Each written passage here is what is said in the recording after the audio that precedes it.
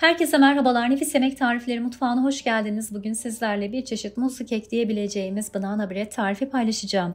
Az malzemeli ve lezzetli bir kek tarifi. Dilerseniz hemen yapılışına başlayalım.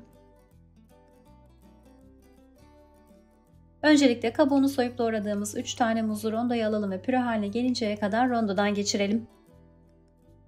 Şimdi hazırladığımız muz püresini karıştırma kabına aktaralım. 2 su bardağı un, 1 çay kaşığı kabartma tozu, 1 silme çay kaşığı karbonat, 1 çay kaşığı vanilya ve 1 çay kaşığı tarçını da kaba ilave ederek karıştırmaya başlayalım. Bu arada vanilyayı hoş bir aroma vermesi için kullanıyorum. Dilerseniz eklemeyebilirsiniz. Diğer taraftan ayrı bir kapta 2 tane yumurta ve 1 su bardağından 1 parmak eksik toz şekeri mikser yardımıyla çırpalım. İçerisine tereyağını da ilave ederek çırpmaya devam edelim.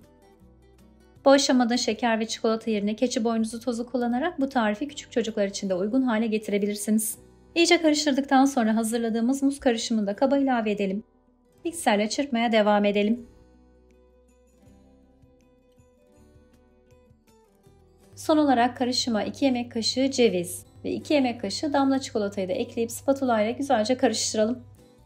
Dilerseniz bu hamura fındık veya badem gibi kuru yemişleri ilave ederek daha da zenginleştirebilirsiniz. Hamurumuz hazır. Şimdi kullanacağımız baton kek kalıbını tereyağı ile yağlayarak içerisine toz şeker serpiştirelim. Ardından hazırladığımız hamuru kalıba boşaltalım. Spatula ile şöyle bir düzelttikten sonra ortadan kestiğimiz muz dilimlerini üzerine yerleştirelim.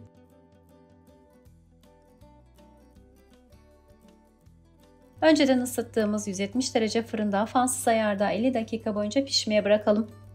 Sürenin sonunda muz ekmeğimiz artık hazır. Oda sıcaklığına geldikten sonra dilediğiniz büyüklükte dilimleyerek servis edebilirsiniz.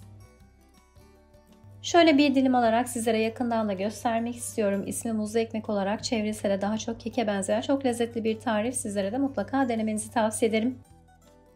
Tarifle ilgili yorumlarınızı, önerilerinizi her zaman bekliyor olacağım. Deneyecek herkese şimdiden afiyet olsun.